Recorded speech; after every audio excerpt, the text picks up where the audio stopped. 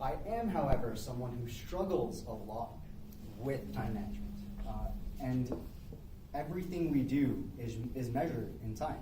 From the time that you wake up in the morning and decide that you have to make it 1 hour for your commute, you got 30 minutes to get ready, you've got 8 hours of sleep.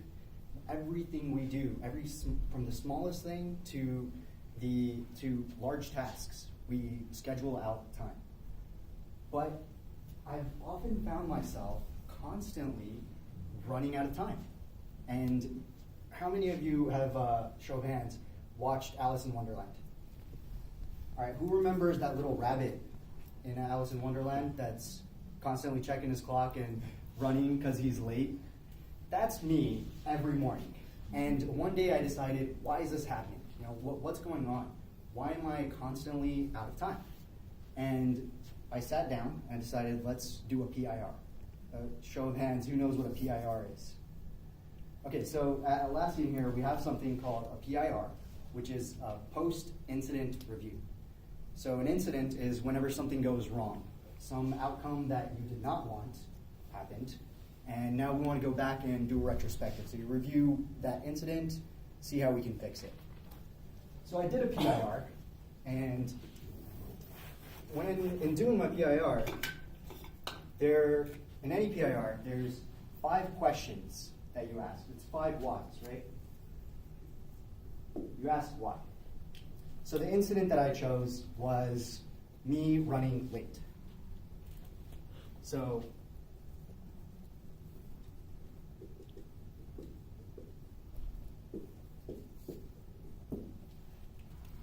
I ask, why? Why am I late? Well, it's because I didn't leave the house on time. Well, why didn't I leave the house on time? Well, it's because I didn't wake up in time. Why didn't I wake up in time? And by the time we get to our 5th why, we should have a cause for this incident.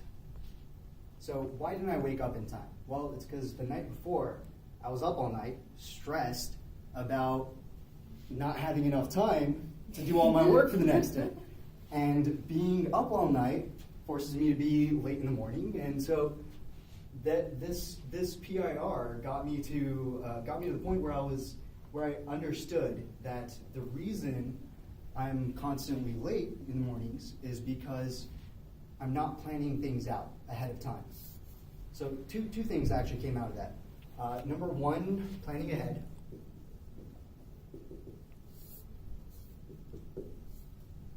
And number 2, time boxing.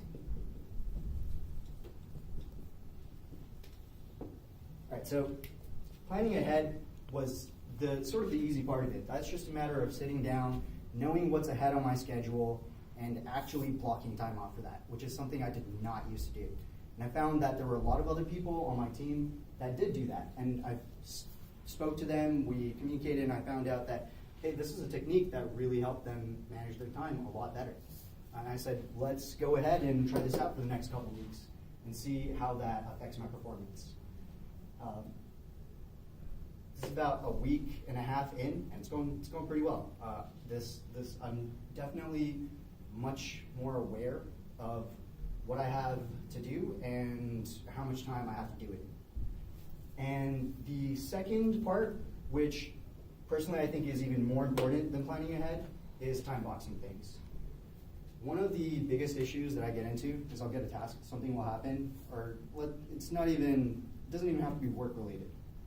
Everyone's got some piece of work that comes in, and you start working on it, and you just keep going all the way down this rabbit hole. And it's not until you get too far in there that you realize, hey, there's the priority on this is not as high as another task.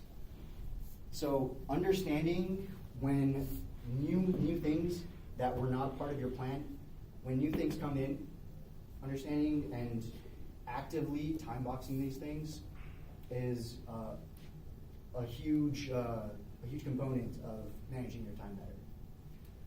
So this is another piece that I've started doing recently and has greatly helped me.